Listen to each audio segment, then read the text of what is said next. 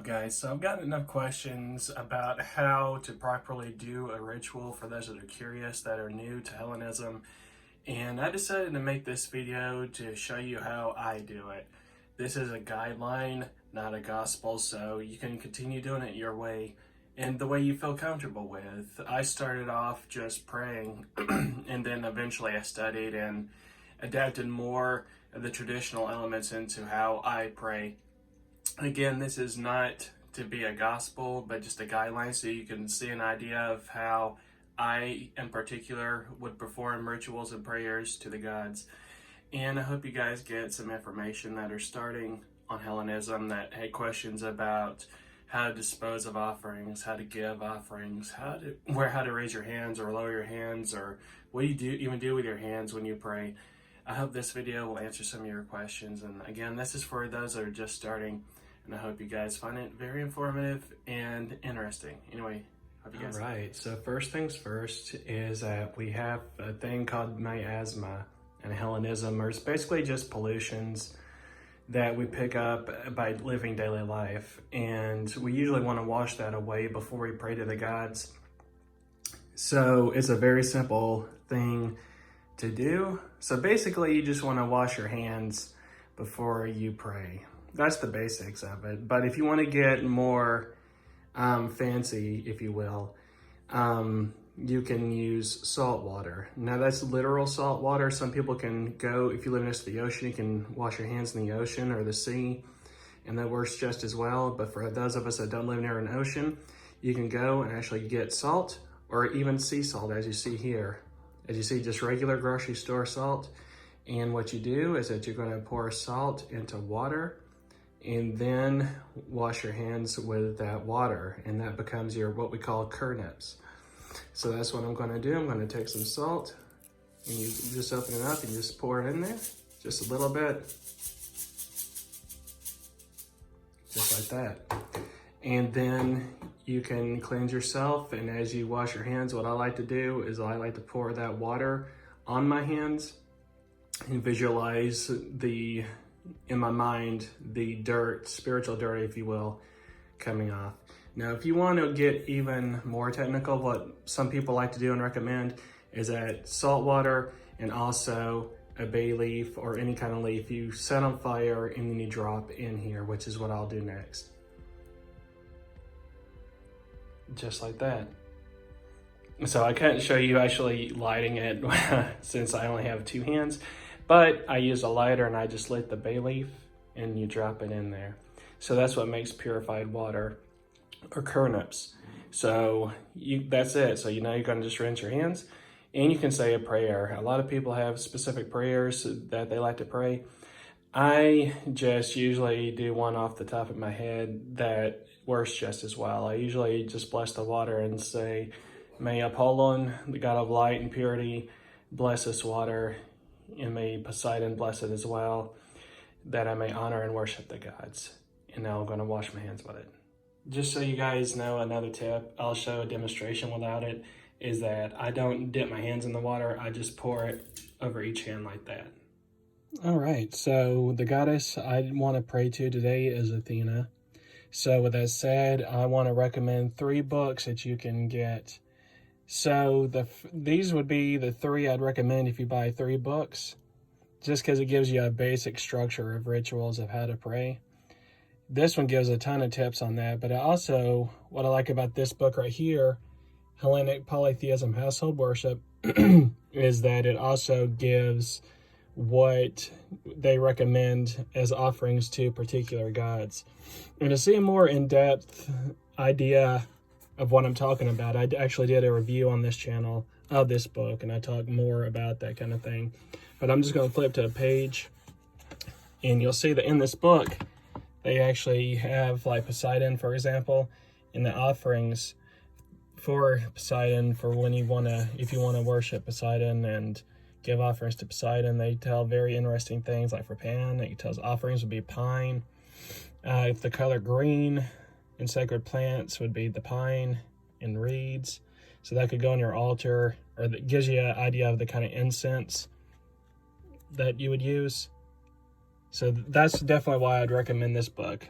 along with it also being a structure of how to perform rituals. And if you're learning how, other than this video, definitely would recommend this book. So these two books, you can find the Orphic hymns and the Homeric hymns online for free.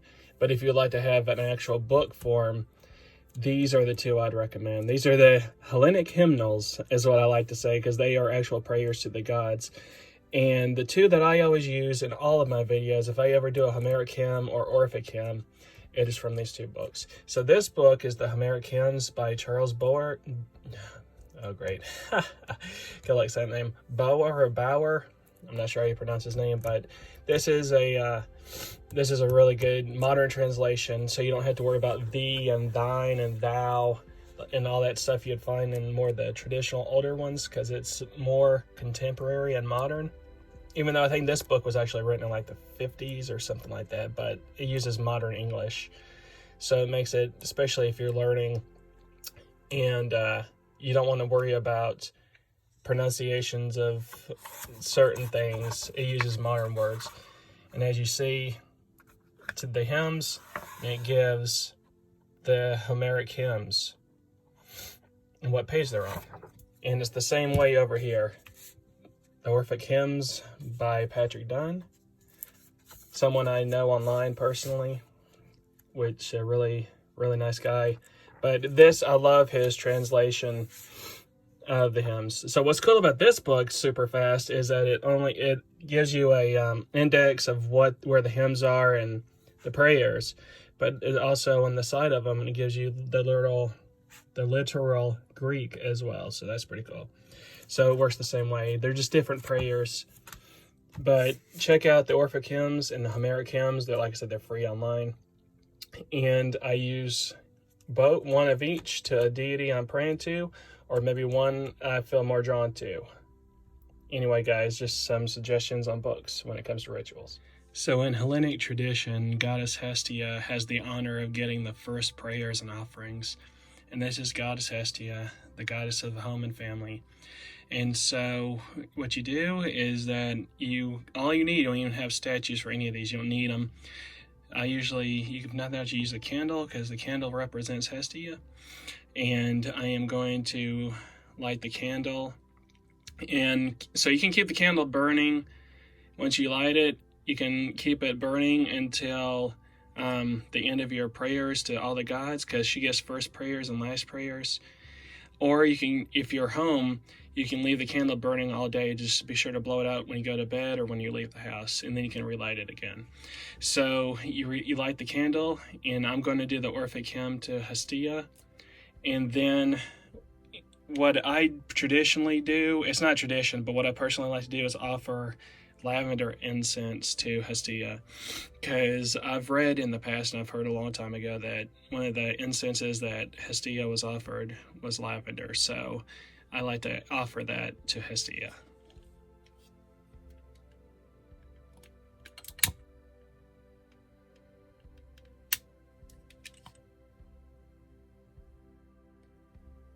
Hestia, queen and daughter of Almighty Kronos, you hold the center of the home, its eternal greatest fire, and may you consecrate these initiates in the holy rituals, and make them thrive forever, blessed, cheerful, and holy. Home of the blessed gods, the strong foundation of mortals, eternal, many-shaped, loved, and green as grass. Smiling Blessed One, take these offerings willingly, and breathe forth wealthy bliss and health with soothing hands. So that's the Orphic hymn to Hestia. So what you can do now is offer the incense, and you can even add your own personal prayers. Thank you, Goddess Hestia, for family and home. I thank you through the storms that we're still one as family. Blessings to you, great Goddess, and I thank you for the invention of family, for the love that we all share. May we always be strong.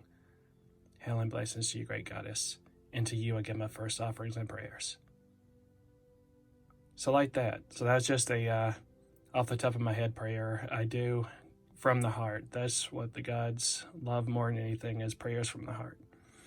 So you just wave it until you feel like you're ready, and then you just place it and leave the offering for Hestia. So for Goddess Athena, I lit incense of frankincense. And what I usually like to do, I like to hold the owl in front of Athena as I do this prayer. But again, being only a two-handed animal, I don't have a third hand to do that. So I am going to read the Homeric hymn to Athena. So I'll start this singing with the grand goddess Pallas Athena, bright-eyed, so shrewd. Her heart is inexorable, as virgin, redoubtable, protectress of cities, powerful, Tritogene, whom shrewd Zeus himself produced out of his sacred head. Bedecked in the spangly gold war armor she wears, what awe enthralled all those immortals who saw her jump suddenly out of his sacred head, shaking with her spear, right out of Zeus, who holds the aegis. Great Olympus itself shook terribly under the might of the bright eyes. The earth groaned awfully, and the ocean was moved to foam up with dark waves. Then, as sudden, the salt sea stopped. The glorious son of Hyperion, the sun, stood, his fast-footed horses still for a long time, until the girl took the godlike armor from her immortal shoulders. Shrewd Zeus laughed. And so greetings to you, daughter of Zeus, who holds the aegis. I will remember you in another song.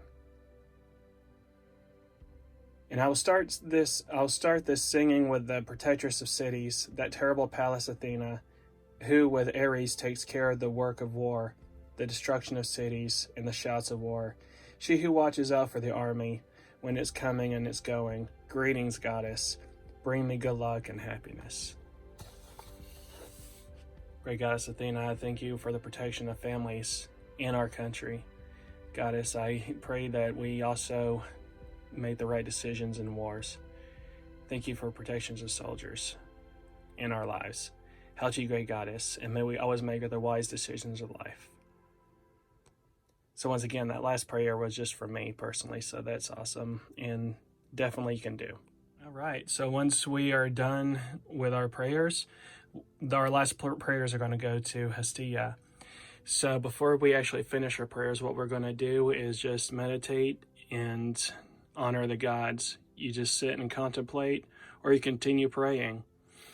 Or if you feel the presence of the gods, just bask in the presence and know that they accept your offering. So when it comes to prayers to Olympic gods, we pray with our hands facing up. When it comes to prayer to the gods of the underworld, we pray with our hands facing down, just to touch on that. So with that said, once we are done with our prayers and we're ready to end our rituals, after we say thank you to the gods and we're ready to go, we can end our prayers with Hestia. And you can just do it from the heart again, saying, thank you, Hestia, I give you my last offerings today. Thank you for being with me. Glory to the gods. And I thank you for hearing my prayers. And it can be just that simple. So once you're done, you take the incense outside if you can, and you just leave it on the ground or bury it. I never like to dispose of incense in the trash or in the sink. So you just thank the gods and then just leave it on the ground, or like I said, bury it. And that's all there is to it.